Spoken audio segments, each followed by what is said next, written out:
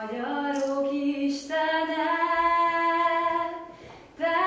tekintse szép népre, kik hozzád sóhajtunk, síradalomvölgybe. Szüntesd meg a nagy vérontást, a testvéri viszálykodást, derítse szép népre, békesség hajnalát.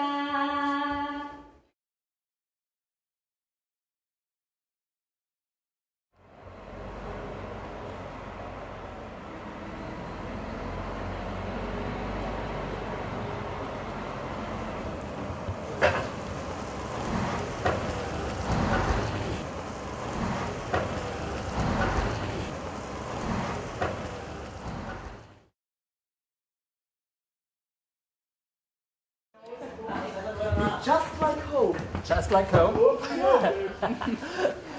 What is your first impression from the room? Nice. Cool. Cool? In the middle of nowhere, but cool. Okay. Where do you come I from? like it. I'm from Israel. Okay. From Yagur, from Zvulun. My brother was here 3 years ago. Your brother? Yeah. Okay. 3 years ago, so he kind of told me about it and told me what I should do and what I should not do, what to bring. So I saw pictures, videos, so I kind of know this camp good. Okay. And it's not it's not a good time to film us right now, I think.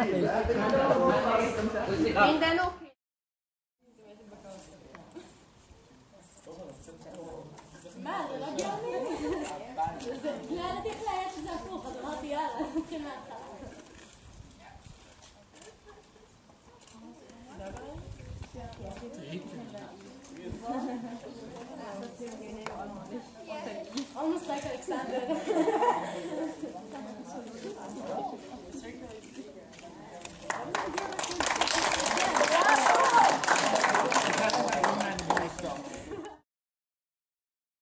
In which we want to know the other person, we have to learn actively to listen, and that activity we will try also here. It means that if I understand that you discuss in a way that no one is listening to the others, we will change the technique to find a way to succeed that everyone will be listened in this group.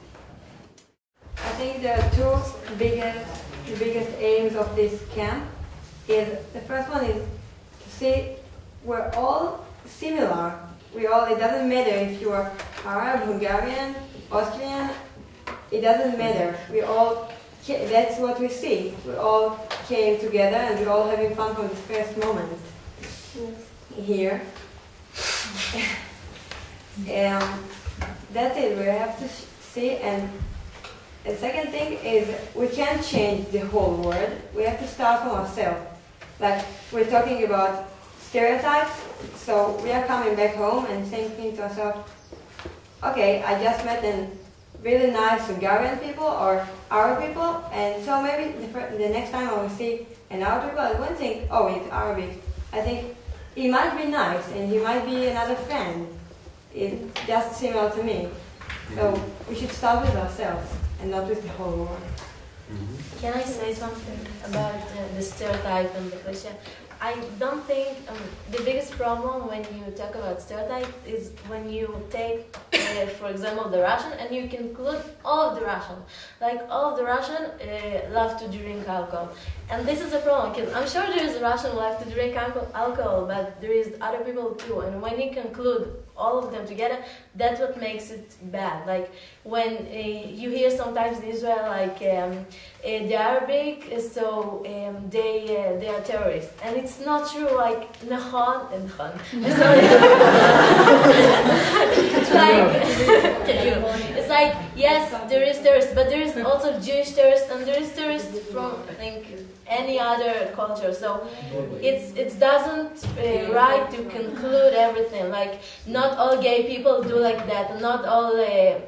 It's like you shouldn't conclude the whole nation or the whole community. You should speak more specifically. That is one of the issues. If you have other, yes, please. Something. I think that I am very amazed and very touched by the fact that we are today in the first meeting, and it feels to me almost like one of a middle meeting of many groups in which I have been, because to my feeling all the important issues are already in our room. I want to summarize. We came here for a peace camp to deal with the question of peace, and also why it is so difficult to live in peace with communities and societies. And you've asked the first important questions. You said it has something to do with the fear of strangers. We are afraid of strangers. This makes communication and be together difficult. This is why we have less fear in Facebook than in reality, because in Facebook the person, we don't face them at all, they are not here. And then important things were said about it. It has to do with sharing problems that we have, and I think that I think that is what I heard in the discussion, that sometimes we are so afraid of others because I know for myself what my problems are, and when I know I have problems, I feel weak. But before I know that the other has problems, I feel I am weak, the other one is strong. So when I don't stop to ask the other, look, do you also have a problem? Then I will always feel like I have to defend, or I have to hide a little bit. But once I let the other one also tell me their problem, it creates a new understanding. This is what you said about you and your friend. We make masks. These masks are made of a special paper. This has two sides. One side is shiny, as you can see and feel. One side is just paper. Not shiny. Not shiny. This shiny side is some kind of magic. It's like stamps in former times. You just have to damp them to make them a bit wet, and then put on his face. But it's very sticky, that it not stays forever. You take a bit of the Vaseline, do it on your face. Everywhere. Everywhere on your face. Everywhere. I can read the picture. You will stay with the mask for Otherwise, the mask will stay for about a year.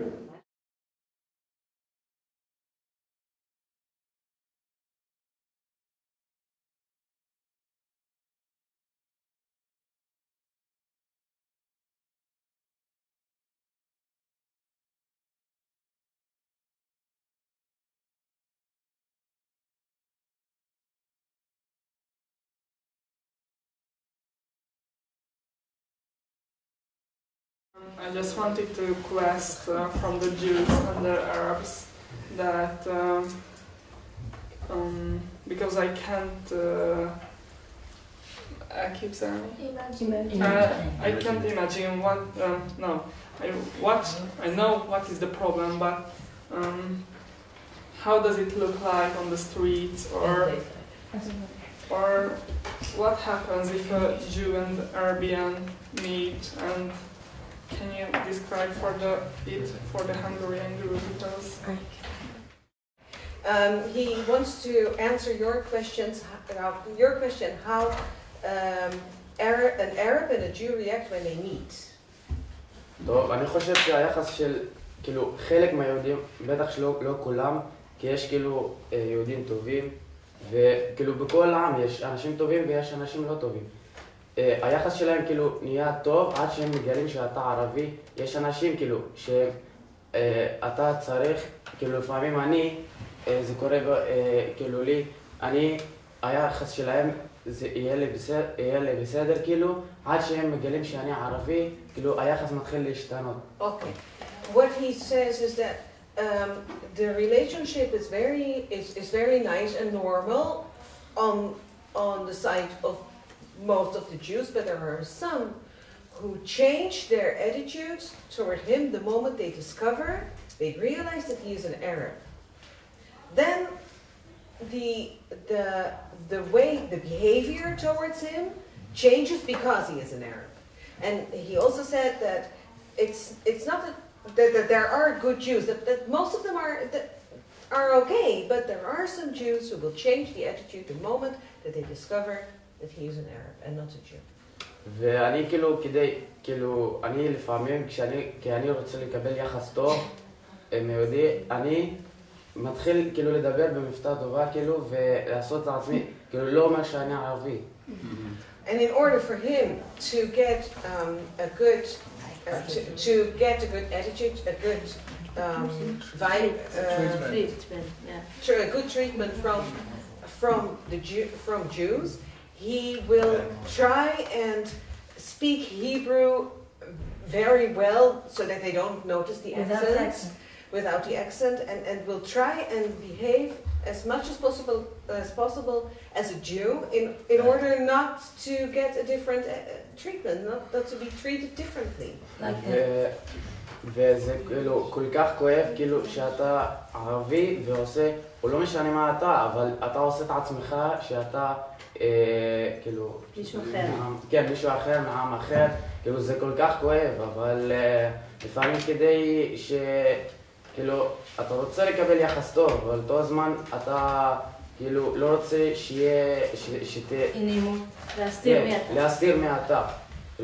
וזה כואב And it is very painful to pretend to be someone else when you want to be you. You want to be you. You want to be treated as you are, and then you have to pretend to be someone else to get better treatment, and that really, really hurts. That's very painful. I want to say one thing that I so much understand, Yusuf, what you described, of this very subtle way people react when they suddenly realize that you're an Arab, because I've grown in Austria as a Jew, and I know this from my very first sentence that I utter, that people talk to me, I speak German, I went to Austrian school, I look like an Austrian, I don't wear anything that makes me look especially Jewish, and I talk normally, and once, not all, but certain people in certain places, when they find out that I'm Jewish, they will have a reaction, I can't even describe it, but that is a reaction that is like saying to me, oh wow, I didn't know that you're Jewish, as if to discover this is to find out something bad about me. Yeah? So I understand this very, very much.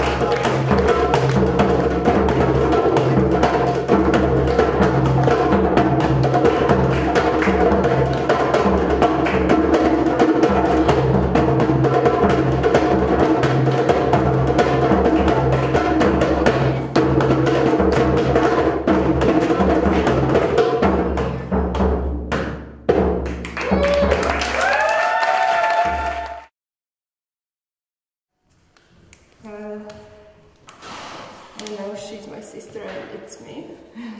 Well, my parents are divorced now because they had a terrible marriage, and that actually I'm glad that they divorced. So many people are sorry for this, but I always say don't be sorry because I'm glad that it happened.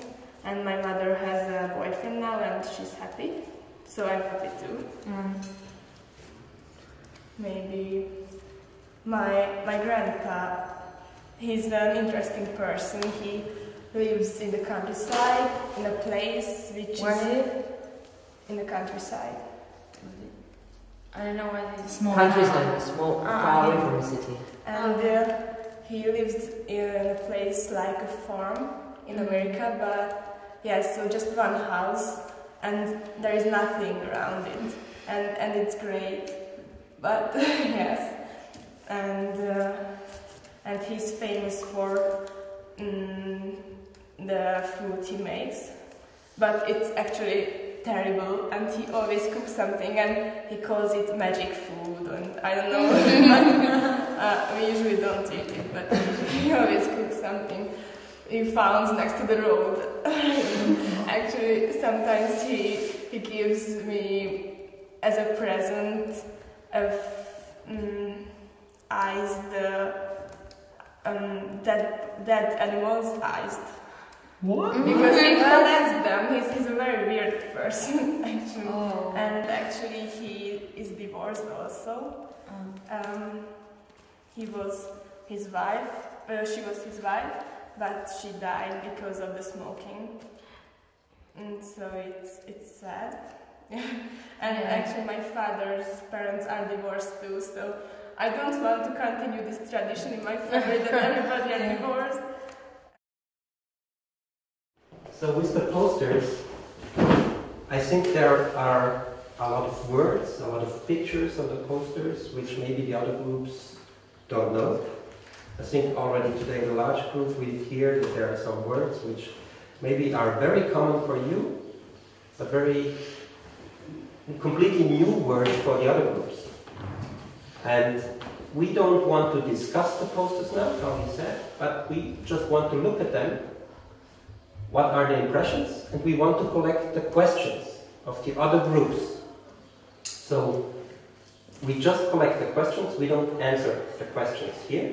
Yeah? We just want to collect them. Well, the Austrian delegation chose the theme Shoah because I personally think, and we all think, that it has a link with Austria, because during the World War II, Austria was belonging to Germany because of the Anschluss in 1938, and so there was a whole concentration camp system that has been implanted in Austria, and so Shoah has been also perpetrated in Austria. So this is why I think it's also very important for the Austrian delegation to talk and to explain a bit what Shoah is. So this is actually in Hungary. There are lots of gypsy people, but we have positive discrimination as well. For example, if you want to go to university, you have plus points if you are gypsy. But how shall I put it? It's like we know that not all gypsies are the same, and not everyone will attack us who is a gypsy. But we have so much negative experience with them. I mean, I heard lots of bad stories, and I think everyone of the Hungarian delegation, so we are just a little afraid of them. But we hope that it will change if they behave according to what they say and live peacefully with us. So we hope in that. Thanks.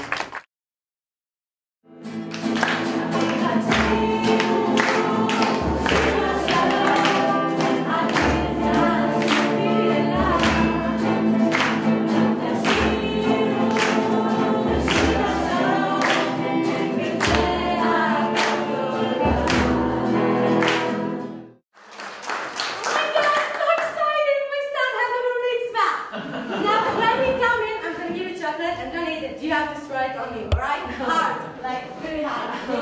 Take, throw, yeah.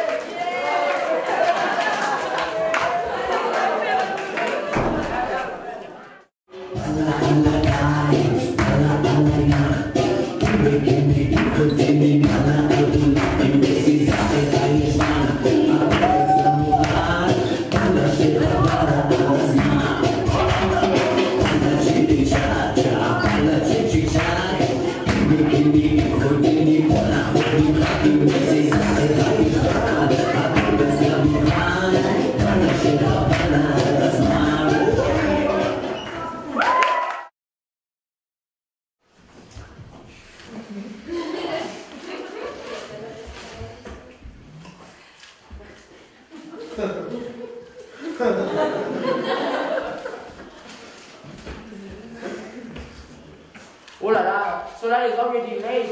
We had a meeting at 10 a.m. and he's already late. Oh, here's Solar. Hello. Welcome. Where is the Eiffel Tower? Very beautiful city. Where is the Eiffel Tower? No English. Where is the Eiffel Tower? Hello everybody, this is our cultural thing and Bienvenue! Okay,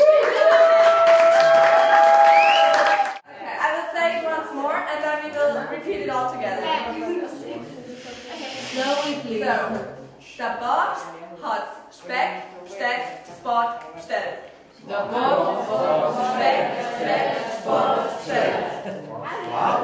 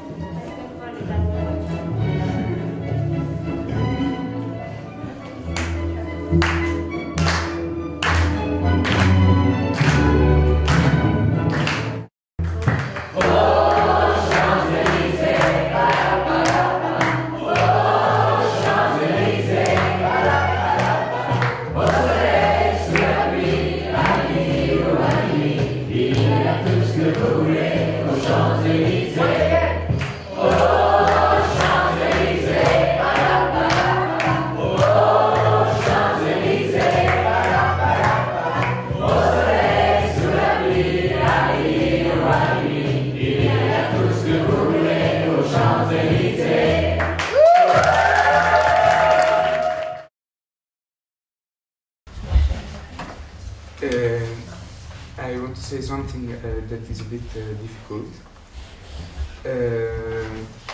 So sometimes, not all of the time, when we are outside of the groups of the activities, but also inside the activities, I have the feeling that the Arab group tends to be only by themselves.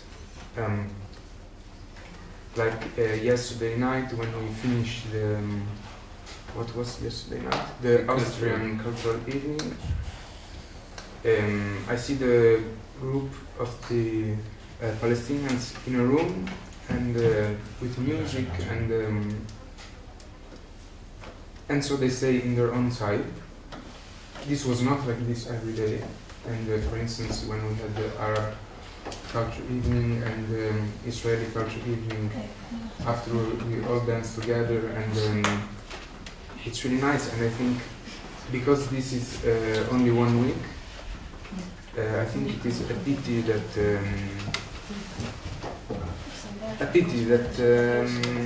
you miss this opportunity to be with everyone else. I felt the same at the beginning of the Peacecamp, but I think it's changed a lot because I saw a lot of Arabic people of the Arabic group coming with us, like try to communicate, and yes, and I think it's changing, and I think it's not as horrible as you say. I agree with you totally. Like, I didn't feel it at all because I sat with most of the Arabic group yesterday for an hour and talked with them, with other people and alone, and it really changed. The first day was really, you know, they were shy, and I get it, but today is not like that at all. I sat with Claire yesterday, like half an hour, only the two of us, and I didn't feel the difference between the two groups, so I don't really, we can relate what you're saying, but it's your opinion, so okay. I wanted to say first about Alex when he said that we don't connect and we stay like together. No, like us, the Arab people alone, and we're not connected to other. But that's not true. And I don't know when he saw us like listening to our music. Maybe like yesterday when we were sleeping, waiting for the bake. I don't know, never mind. But that's, in my opinion, that's not true. I don't feel like that. I feel like more connected than the first days of the camp. And I wanted to say about the pray that some of us woke up in the morning to make this and prepared to pray, and I don't know, they woke up to do this and you stopped them, and I didn't like it, and Emil got hurt from that because Basil came here and started to say, and you let him come in and talk about it, and you stopped him in the middle and told him that this is not it's not the concert night for the religion or something, it's the large group. And here we need to share, like, this is Ramadan, this is what's happening with us now. That's what we do. That's why Basil came here and started to talk about it. And Emma got really hurt by stopping her from, she was like preparing herself and putting this on her hair to cover her hair to the pray. And you stopped him. And then after Kiara said that she wanted to see it, you let her come in and say it. And that's hurt each one of us, from the Muslims, from the Arab people, from the Palestinian group, and that's what I wanted to say. We are now on the border. This has been full of barbed wire until 24 years ago, and it was very dangerous to cross the border through the fields, impossible.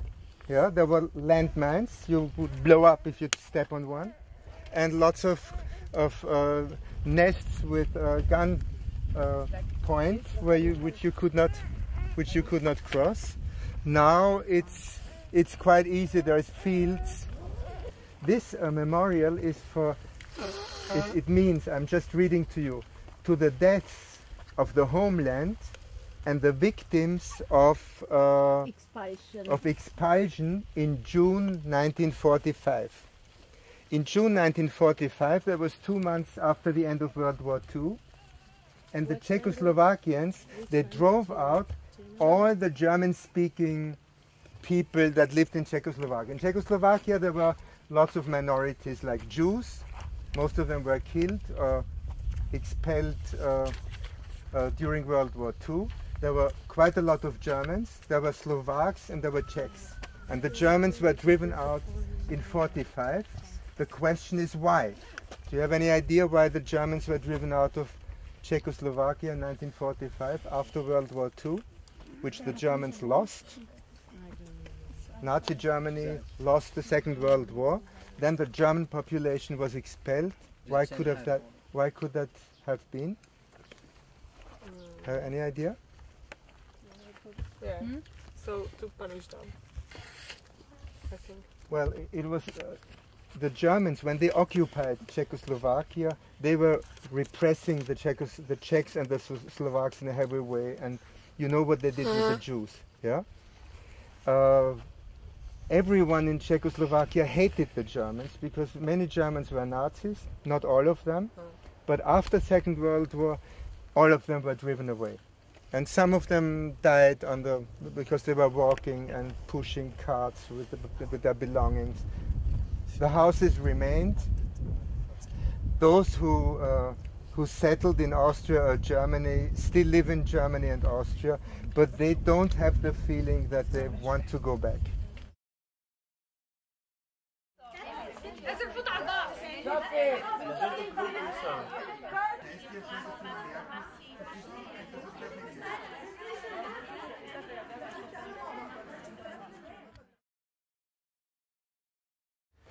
Well, art is not about speaking and talking, but about feelings and emotions. Con los terroristas.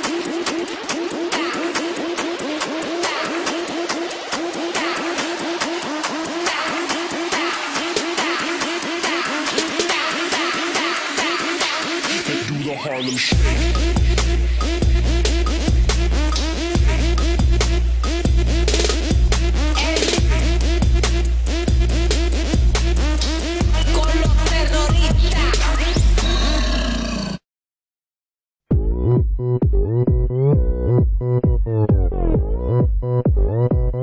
오빤 강남 스타일 강남 스타일 낮에는 따사로운 인간적인 여자 커피 한 잔에 여유를 아는 품격 있는 여자 밤이 오면 심장이 뜨거워지는 여자 그런 반전 있는 여자 너는 선어해 낮에는 너만큼 따사로운 그런 선어해 커피 식기도 전에 원샷 때리는 선어해 밤이 오면 심장이 터져버리는 선어해 그런 선어해 아름다워 사랑스러워 그래 너 그래 바로 너 아름다워 사랑스러워 그래 너 그래 바로 너 지금부터 갈 때까지 가볼까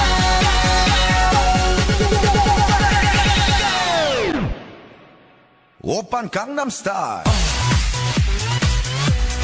강남 스타일 오빤 강남 스타일